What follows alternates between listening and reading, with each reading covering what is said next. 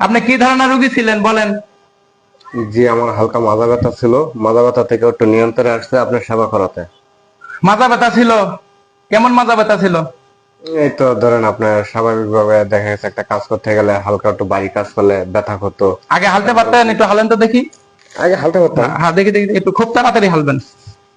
মাজা ব্যথা, হ্যাঁ। আবার আবার আরেকবার। এত তাড়াতাড়ি হালতে পারছিলেন?